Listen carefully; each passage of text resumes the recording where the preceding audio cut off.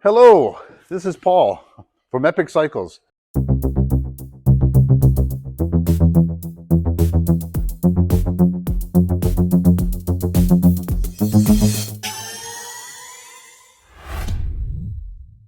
Today we're going to do a bike build of a Bluerev Warrior.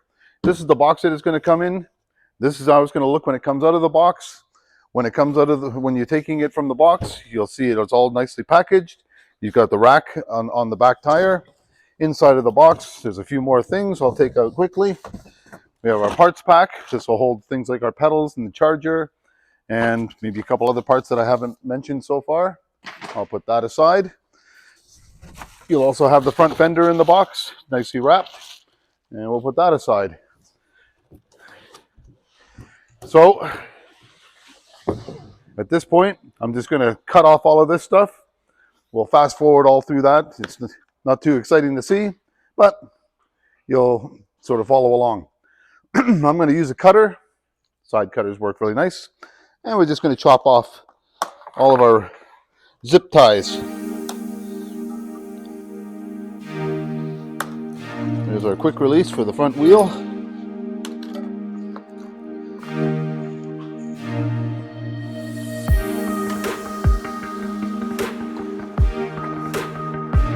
It doesn't really matter what order you do this in.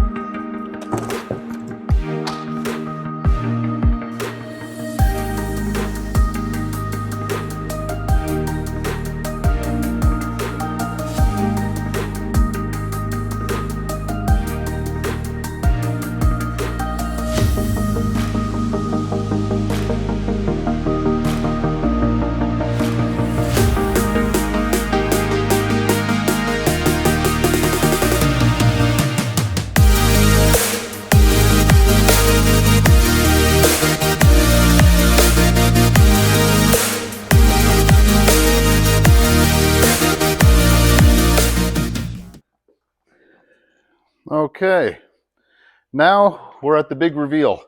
So everything's all off the bike, and we can start putting it together. So I'm just going to stabilize it on the floor. There's a nice piece of foam that it came with too, but we won't be needing that anymore. I'm just going to set it up this way. First thing I'm going to do is just put on the handlebar. On this fork, or the steer column, you'll have a couple of parts we're going to remove. I'm going to take a 5mm Allen key, spin off the top cap.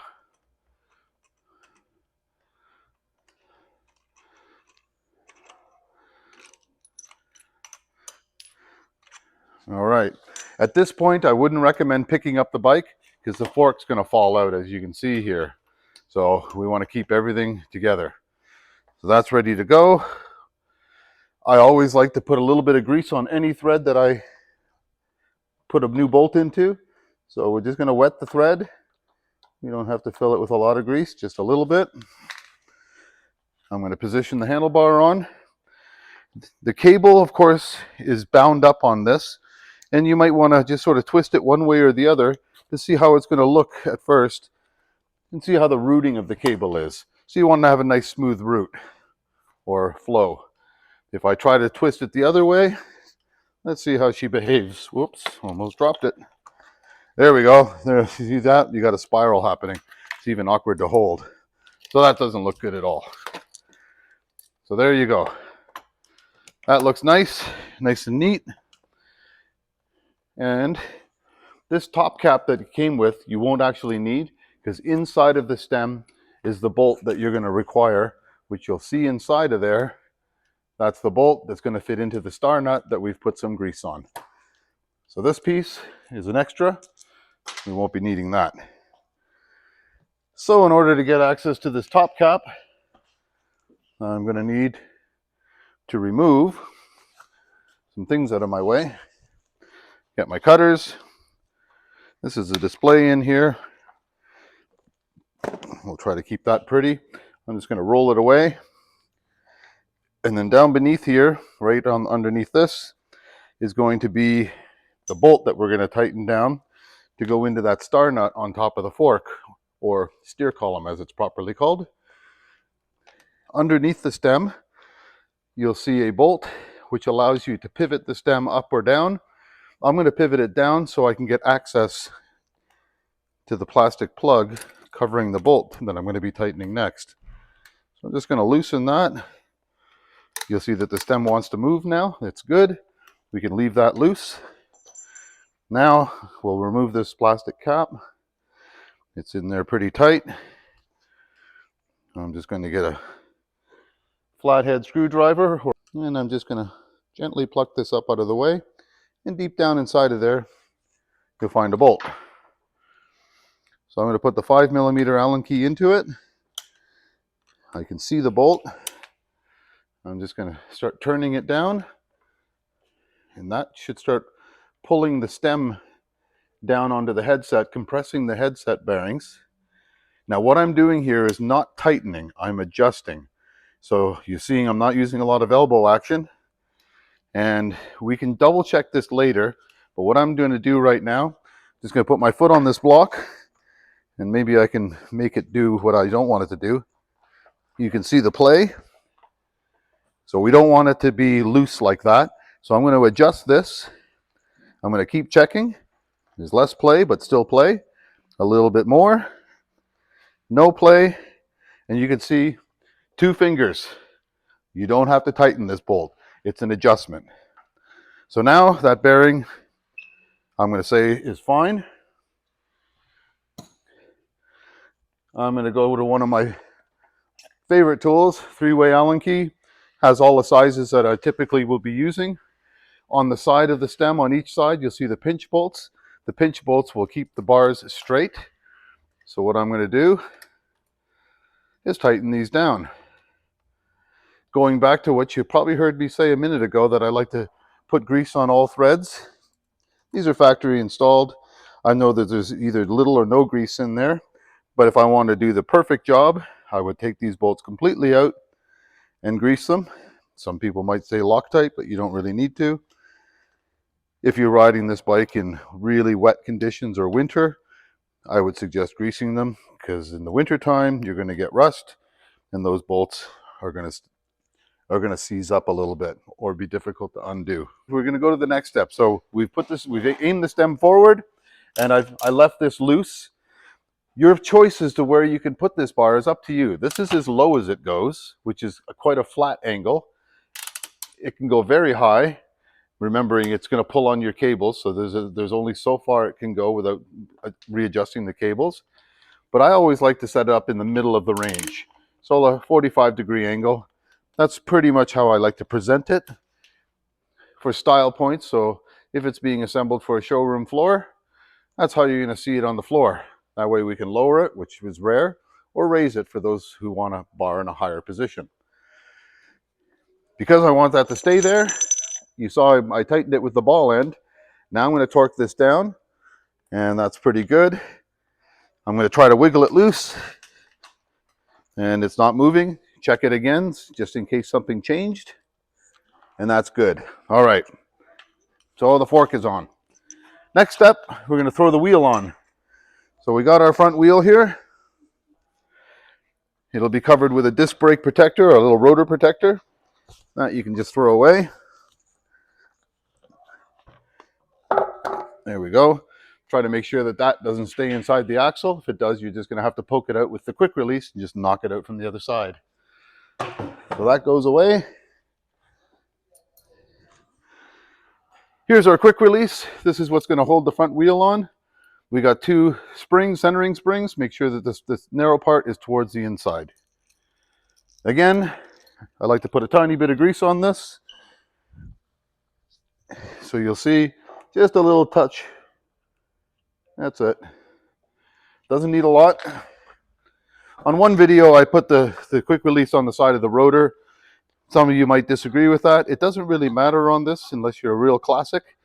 Reason why I'm going to put it on the other side is because when you're handling this, you may not, less chance of you touching the rotor and contaminating it. So the quick release, just leave it on loose. We got to get this thing out of the way. It appears to be a temporary axle. All right, so I just want to remove this little protector here. It just gives you an axle to brace this. That can be removed. There you go. You can find some use for that if you wish. Now we're going to put the wheel on, stand the bike back up. Inside of the brake is a brake protector or a spacer. This you'll remove. Save that for the future. If you're traveling with the bike, put it in there so when you pump the brake pistons don't come undone or get pushed out all the way. Wheel goes on. And I'm going to pause right here. One thing that's easier to do, put your fender on before your wheel. You have more room to work with it. So here's our front fender. We're just going to undress the fender. It's held on, by the looks of it, of a 10mm nut and an Allen key on the crown, or the bridge of the fork actually.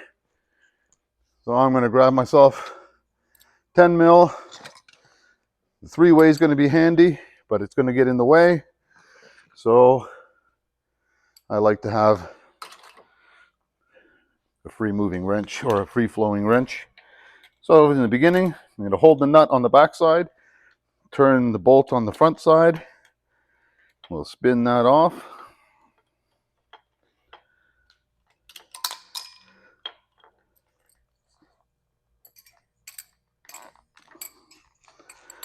Try this once more. There's a nylock nut in here, so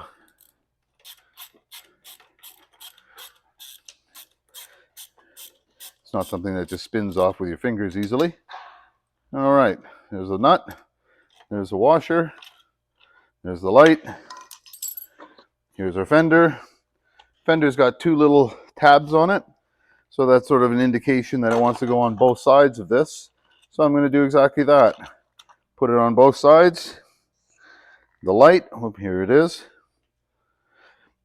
Well, I'm going to put it on the front. Taking this bolt back out, I'm going to put it on the front side of it. There we go. And pass that bolt back through. You got your nut and washer. These are stainless steel. They should be fairly corrosion resistant. There's nothing wrong with putting a tiny bit of grease on if you wished, but I find these ones I really don't need to. Now, I'm just going to prime this up by just snugging it down. I'm not clamping it yet, so I'm feeling it getting tight. And that's tight. I'm going to back it off, adjust the light. I'm going to make sure the fender's all the way up at the top of its position. There may be a gap under there when you're done. That's something you can fine tune later.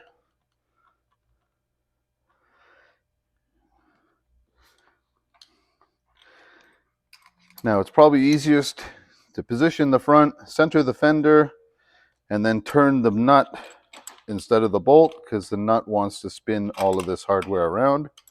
So if I just do it like this, I can apply some tension on it and keep everything adjusted. Okay, I like that. We'll tighten that later on. Now we got 2 fender stays. This is using a 4mm Allen key on the back. I'm going to spin that guy off. And that one too. And these ones, just because of the location, I am going to put grease on them, especially since I've taken them completely off.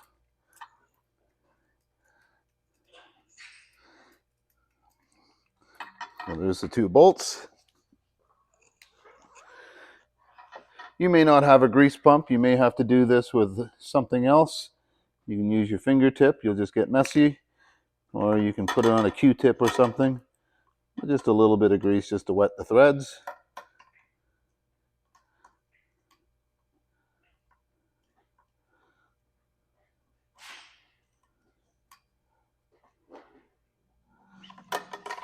Okay, here we go. Let's try this again.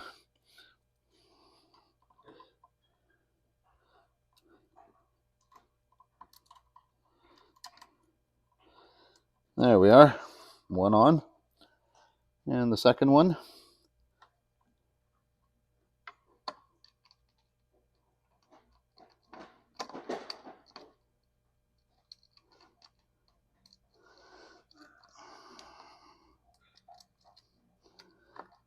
Having a hard time finding the thread here. There we go. It's almost there. There. All right. My favorite tool won't spin around that stay, so I'm just going to get another Allen key. Slightly easier one to maneuver. The ball end sort of helps pre-tighten it.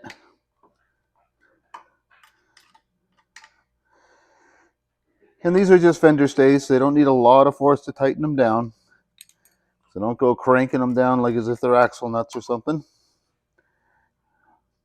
I'll use the ball end and always use the other end for tightening because the ball doesn't have much surface area for torquing. You could easily spin, strip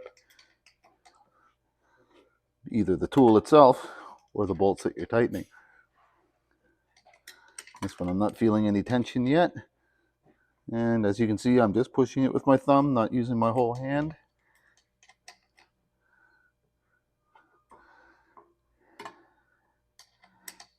All right, that's good. All right, now the fender's on. And it's wise to put the fender on before the front wheel because you can imagine trying to put the fender on after when you don't have all the space to work with. All right, now we go to the front wheel. So our fender's on, looks to be nice and straight. Now we're going to put our wheel on. The rotor goes on the same size as the caliper, and you're going to put the rotor into the caliper. So we're going to view it from this side over here. You'll see the caliper has a little tiny gap. Think of it like a toaster. And then the rotor is going to fit into that gap. So I'm going to lift the front wheel up. I'm going to roll it in. I'm aiming it from the top. I can see that it's in the gap. And I'm trying to get it onto the axle, which I have. The quick release is giving me a little bit of resistance right now. Maybe if I loosen it a bit more, I'll get her to drop in. Tiny bit more. And there we go. To make my life easier, now I'm going to put the kickstand on. So that way I can free up one hand. All right, the quick release. You have a nut on one side, as you can see when I'm pushing it, and the quick release lever on the other. I'm just going to spin this nut down. And one thing I'm going to check for is the way this cam is going to activate. So I like to see the cam, start to feel tension at 90 degrees. Right now, it's really loose. So I'm going to keep tightening the nut on the opposite side. I'm checking as I give it little turns, and you can see there's some resistance there. And then that's too much resistance because it doesn't want to close. Back it off, undo that nut a tiny bit, try again. That's some good resistance. Now, gravity is your friend when you're doing a front wheel. So you can just let the wheel naturally settle into the axle. You can hear by the sound. What it's doing is the axle is hitting the bottom of the fork where it's going to rest into the very top of the dropout. So on both sides, we're going to have a gap. I can even check with my finger. Almost a finger right there. So it's matching. It's the same. Now I can tighten the quick release, squeeze it tight, and now we know that's secure. Front wheel, finished. Handlebars, finished.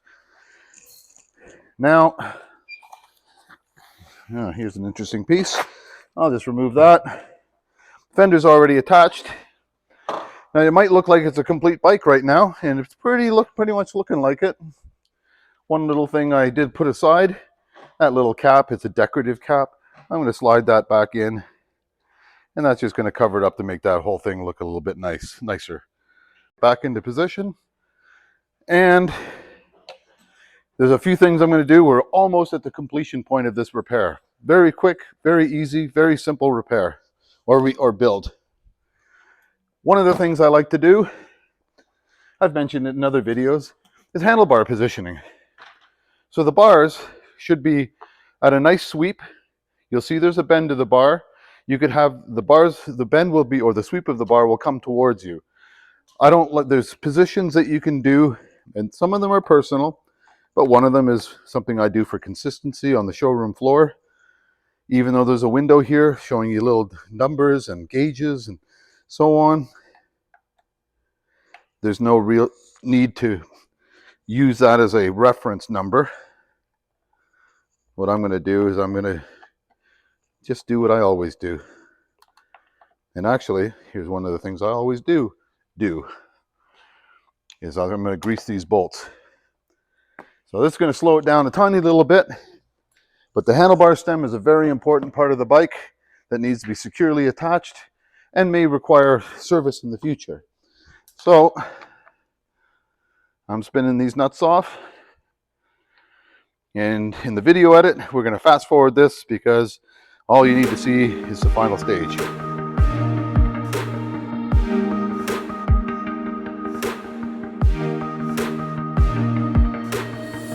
One, two, three, four. All right.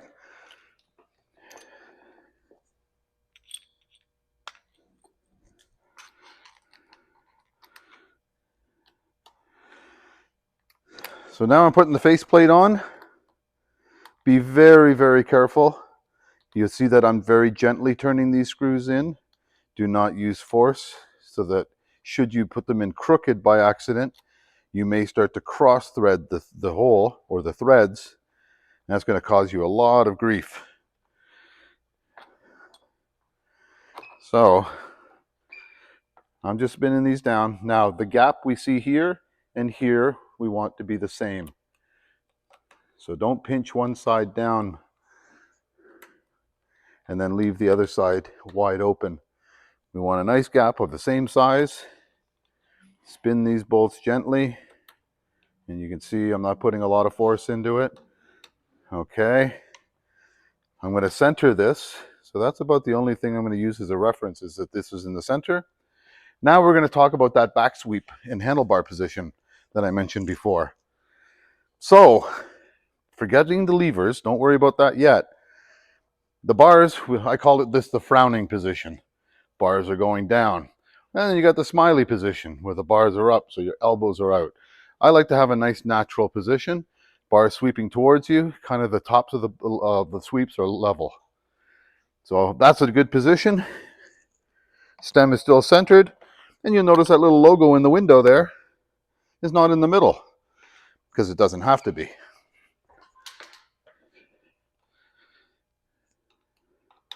So now I'm just going to gently put some tension on each bolt. And we do it just like when you're doing the bolts on your car wheel. We're going to do a cross pattern. So I'm going to put a little bit of force on one, then in the opposite corner, and then the opposite corner again, and then the final corner. And then I'm going to repeat that. And you're going to see the effort that I'm putting in. You don't have to put a lot of force on this wrench. That's snug now. So now the bars are good. Okay, so we have the bars all set up ergonomically in a decent position. Now we're going to do the brake lever thing. I mentioned this in a video once before. Well, we'll mention it once again. So the brake lever can be in any position you like. But here's a good starting point. We're going to start with first loosening the brake lever clamp just a bit so that the lever moves. So imagine the lever's like this. How uncomfortable that is for your hand to reach that. And also the fact that I'm not on the handlebar anymore, so I could hit a bump and then lose control of the bike. The brake lever could be down here, but then I got to reach like this to get it. That's not too comfortable. So I find a good reference, just put your hand straight out, lower it to the bar. The brake lever should be just below the fingertips. In that position, you might just snug it down. And again, there we are. So nice right at the fingertip. In this case, I am going to drop it a tiny bit, but still there. We snug that down. And again, not a ton of force. Now we're going to match the other lever up. The other one, you can do the same physical check, but if you're worried about it not looking symmetrical, I'm going to sort of lean back. I'm going to look at the lever, see that they're both level to the bar. And I'm just making a judgment call to match up the angle. All right, now we got the brake set up in nice ergonomic position, easy to reach, decent distance from the bar. I can show you a little tip on that later on too. And this little switch that I moved, I'm going to rotate it back to where it was.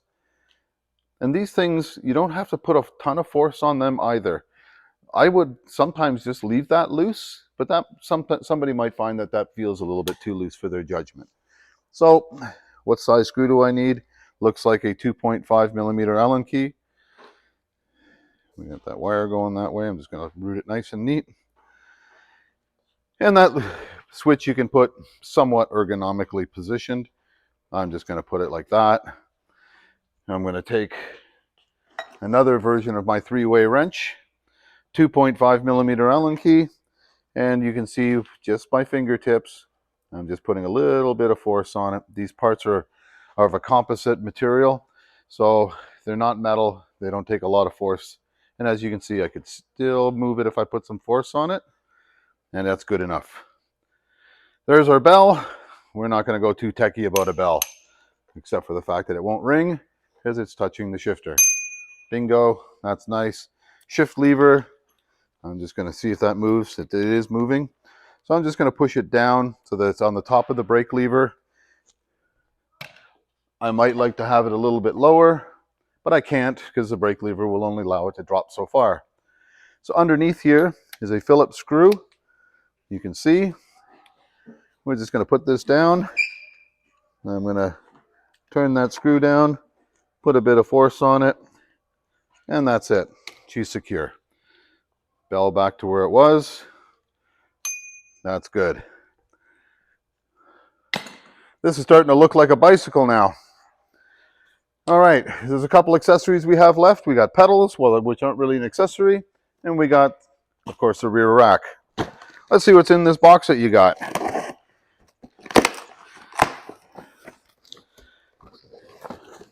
I'm sure some of you who received this bike have probably opened this box before you did anything, but I've been around for a while doing this stuff.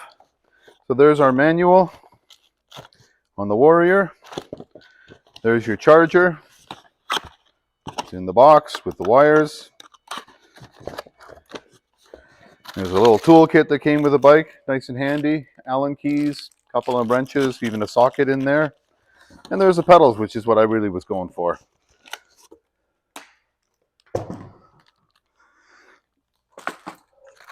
All right. Pedals are going to be marked right and left. Reason why they're marked right and left, just like your shoes, you have a right and left shoe, we got right and left pedals. And not only are the pedals right and left, but there's the thread or the screw portion of it that's threaded left and right, or right and left. So the left-hand pedal will turn counterclockwise to tighten it in, and the right one is clockwise. I'm going to just lay the right one on the floor. And again, like I always do, a little bit of grease on the threads. You might have seen a bit of a squish there. That's okay. Two ways you can tighten your pedals down. So one way you can tighten your pedal down is with a 15 millimeter wrench. Most people will have something like that, or a proper pedal wrench, which the average consumer wouldn't own, but every bike store will have one. So a left-hand pedal, this is clockwise. I can turn this for a million years. It's never going to go in. But if I turn this counterclockwise, there we go. She gets started. I can just start spinning it a little bit. And if I do it with the kind of tool you probably have, you'll see the wrench fits in there. It's not going to bind. Binding meaning that when I tighten it as far as I can, some really wide wrenches will get stuck. That means it's stuck, but the pedal isn't tight yet. So this is one of the screws that you can, or bolts, or in this case threads, that you can tighten with as much force as you can. As you can see, I leaned right in it. Next side. Drop the tool in the way.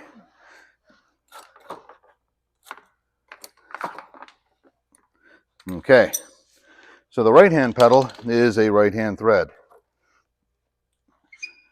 So turning it clockwise, it sort of will stick and start. There it is. It's almost bottomed out. A little bit of force. Now I can lean into it. That's tight. All right, now it's pedalable. Before I put the rack on the back, which I think is about the finishing touch, I'm going to just make sure that the fender is straight. And here's another thing we should do. The seat post, you can already see it's a little sticky. Aluminum dust on it, not a problem. But again, strange as it might seem, we are going to put some grease inside of the seat tube. So just a little bit of grease around the inside. Here's a nice tip. See this quick release? You got a metal plate here. You're going to get friction there. A tiny, tiny bit of grease will make this easier to close. And a little bit of mess you can clean up later. Now we're going to insert the post with a quick release open. I'm just going to plunge it in, set it up about 4.5, 5 inches up. And just like the front wheel quick release, I'm going to look for resistance at 90 degrees. That's a little bit too soft. Still too soft. That's good. Seat's secure. All right. Like I said, I wanted to check the fender. We're going to make sure this fender is nice and tight and straight. So the fender is attached. The gap is the same. Now that we have the fender on, the seat's all set. We've done the whole front end. We had this rack that came in the pack. I've already unwrapped it. And this is our rear carrier. We got 4 points to attach.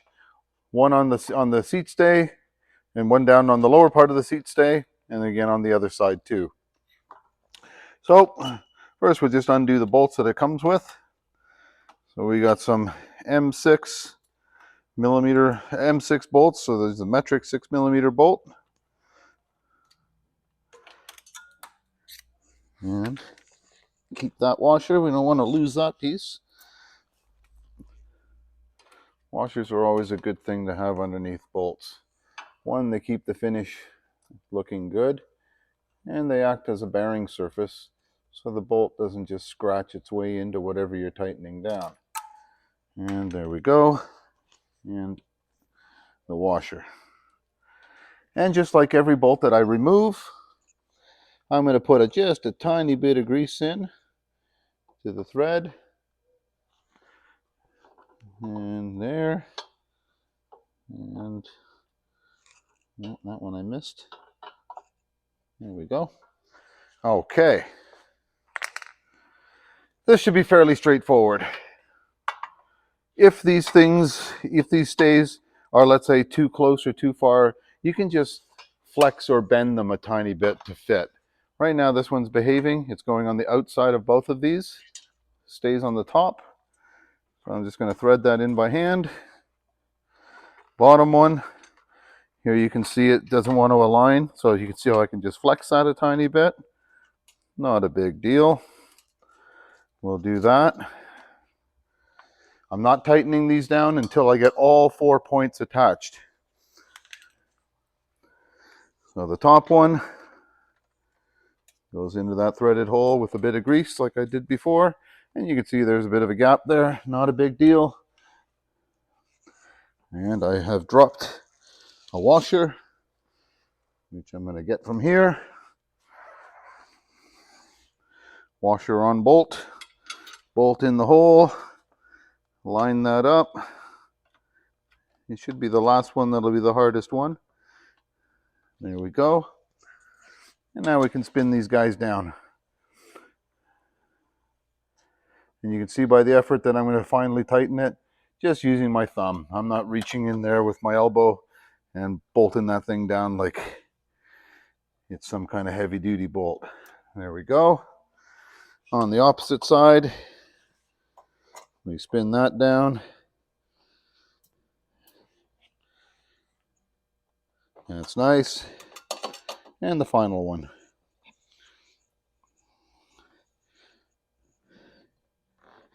There we are. Rack is attached. There's one last part to the rack, and that's been hanging off the bike in the back, is your rear tail light. And you've got two 8mm bolts that are going to mount to this little bracket here. So here's where you're going to need to be real super fine finger techniques. They're very tiny nuts and bolts, or nuts and washers. So just going to align that way. Going to hang it on there. Yeah, it's kind of nice the way it wants to behave like that. Put the washer on one. Spin the nut down on it. Be very patient. This one's not so bad. Sometimes you don't have a lot of space in here and you're working with very tiny things, and sometimes you can't even see what you're doing. So these are 8mm nuts.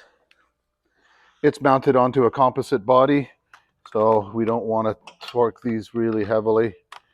As you can see, I'm just using my fingertips, and that's nice. I'm just feeling a little bit of resistance. If there is any force on that, it might have been almost 1 nanometer, or Newton meter, as it's properly termed. And again, I'm not leaning into this bolt. That's it. She's attached. Well, just as a walk around, I believe I'm done here. The first thing I started with was the fork. Remember how we installed the handlebar? So I'm going to put the front brake on. This is the front brake.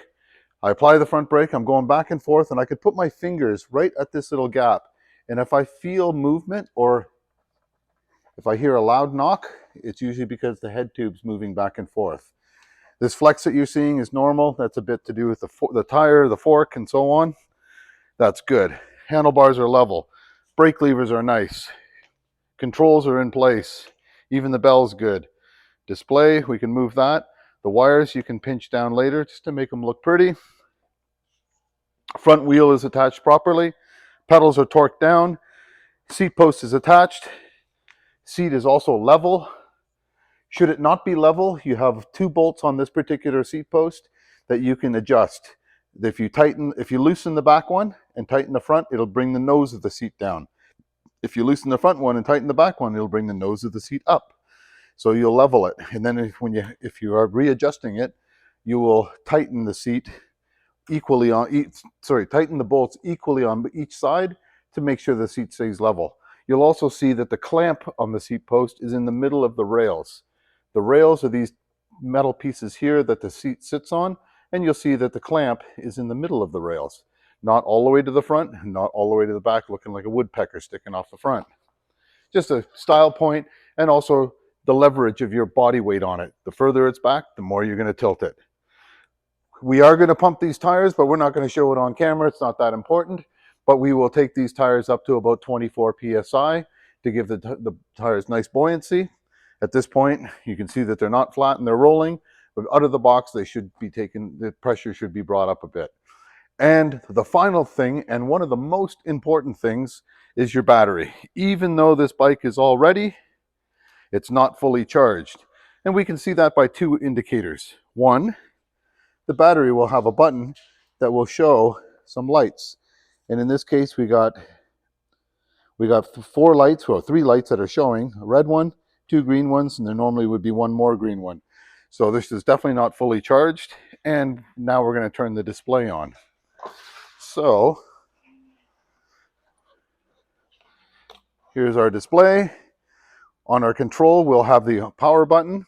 Press and hold. Here we go. She's firing up. And there we are. Battery percentage says it's 47%. It needs a charge. Here are some of the functions. This is your pedal assist. Plus, we'll take you to a higher one, giving you more speed levels as you're pedaling.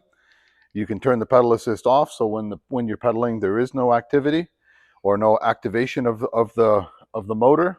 And here's your throttle. I'm going to tilt it, lift the wheel off, press down on the throttle, and whoops, on pedal assist 0, it won't go. So we go to pedal assist 1, throttle on, and there's our wheel. So we know all of our systems are operating.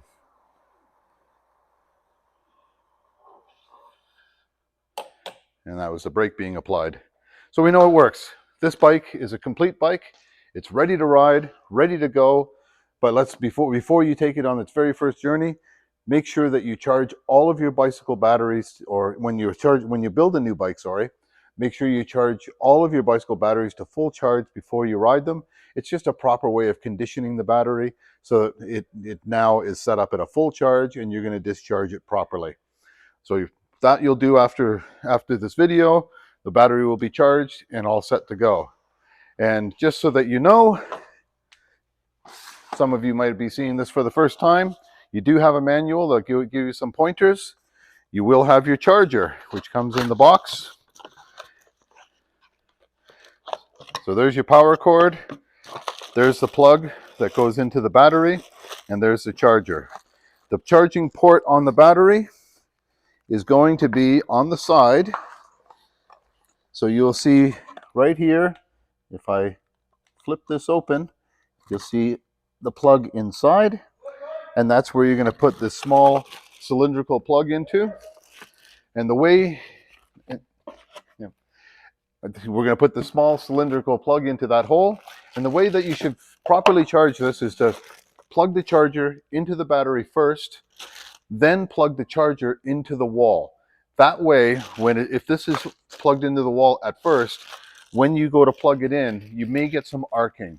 So the way to avoid any sort of power surge by jumping across this gap is to put it in first and then plug it into the wall. Little safety feature, little safety tip, and that will do it. We'll show a red indicator light. The red indicator means it's charging. After a couple hours, it's going to turn green. When it turns green, it means that the battery is fully charged and that the charger has actually stopped charging. And at that point, you should take the charger off the battery as soon as you can. Doesn't mean you have to stay up all night watching for that green light to come on, but certainly don't leave it on for extended period of time, like a day or 3 days or the whole month or all through the winter when you're leaving your bike in storage. Just charge it up as it's needed and take it off the charger as soon as you know it's charged. And I think this concludes the whole bike build. I hope this has all been helpful to you. And please leave a like and a share on our site down below. And we look forward to seeing you on the next bike build video, which is coming up soon. Thank you very much and have a great day. Bye-bye.